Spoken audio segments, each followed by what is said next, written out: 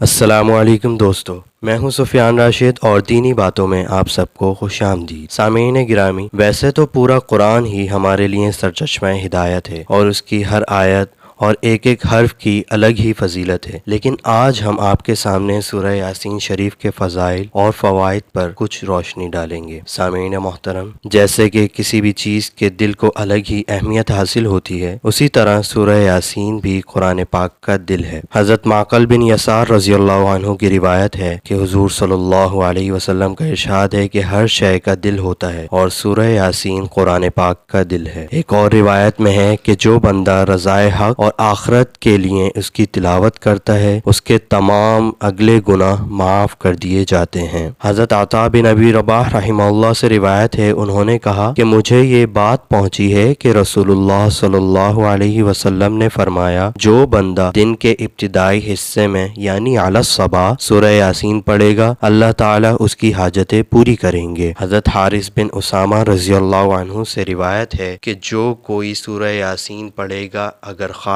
ہے تو امن میں ہو جائے گا، اگر بیمار ہے تو شفا پائے گا، اور اگر بھوکا ہے تو شکم سیر ہو جائے گا۔ اس سورت کے متعلق رسول اللہ صلی اللہ علیہ وسلم فرماتے ہیں، سورہ یاسین قرآن کا دل ہے، جو اللہ تعالیٰ اور آخرت کے لیے پڑھے گا اس کی بخشش ہو جائے گی۔ آپ صلی اللہ علیہ وسلم نے فرمایا کہ من داوم علی یاسین کل لیلۃ ثم مات شہیدا، جو ہمیشہ ہر رات کو سورہ یاسین پڑھتا رہا اور اسی حالت میں مر گیا تو شہید مرے گا۔ اور نبی کریم صلی اللہ علیہ وسلم نے فرمایا ہے، اللہ تعالیٰ نے سورہ طٰہٰ اور سورہ یاسین کو زمین و آسمان کے پیدا کرنے سے 1000 سال پہلے پڑھا۔ فرشتوں نے سن کر کہا، اس امت کو مبارک ہو جس پر یہ نازل ہوں گی، اور ان دلوں کو بشارت ہو جو اس کو اٹھائیں گے، اور ان زبانوں کے لیے مبارک ہو جو اس کو پڑھیں گے۔ حضرت ابو بکر رضی اللہ عنہ اور حضرت ابن عباس رضی اللہ عنہما فرماتے ہیں، جو سورہ یاسین کو شروع سے اذ جاء المرسلون تک پڑھ کر دعا کرے تو اس کی دعا قبول ہوگی۔ اس کے ذیل میں ایک اور واقعہ آتا ہے امام ناصر الدین بستی رحمہ اللہ کا، کہ وہ ایک دفعہ بیمار ہو گئے اور اس بیماری میں آپ کو مرض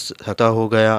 اعزاء اور اقرباء نے آپ کو مردہ تصور کر کے دفن تو کر دیا، لیکن رات کے وقت جب آپ کو ہوش آیا تو خود کو مدفون دیکھا۔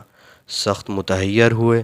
اس حیرت و پریشانی اور اضطراب میں آپ کو یاد آیا کہ جو شخص حالت پریشانی میں 40 مرتبہ سورہ یاسین پڑھتا ہے، اللہ تعالیٰ اس کے اضطراب کو رفع کر دیتے ہیں اور تنگی فراخی سے بدل جاتی ہے۔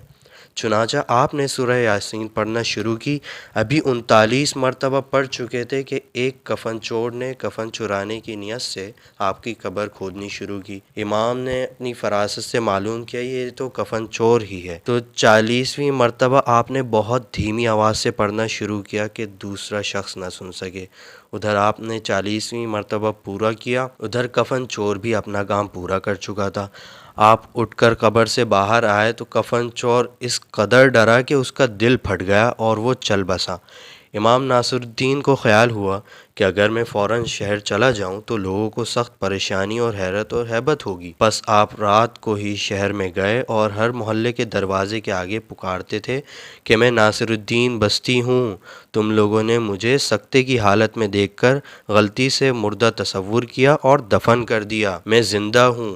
اس واقعے کے بعد امام ناصر الدین نے قرآن کریم کی تفسیر لکھی۔ امام بیہقی نے حضرت ابو قلابہ رحمہ اللہ سے، جو ایک جلیل القدر تابعی ہیں، ان کا یہ ارشاد نقل کیا ہے کہ جو شخص سورہ یاسین پڑھتا ہے اس کی مغفرت کی جاتی ہے، اور جو بھوک کی حالت میں پڑھتا ہے وہ سیر ہو جاتا ہے، اور جو راستہ گم ہو جانے کی وجہ سے پڑھے وہ راستہ پا لیتا ہے، اور جو ایسی حالت میں پڑھے کہ کھانا کم ہو جانے کا خوف ہو تو وہ کھانا کافی ہو جاتا ہے، اور جو ایسے شخص کے پاس پڑھے جو نزع کی حالت میں ہو اس پر نزع میں آسانی ہو جاتی ہے۔ آج کے لیے اتنا ہی، مزید ایسی ویڈیوز کے لیے ہمارے چینل کو سبسکرائب کریں۔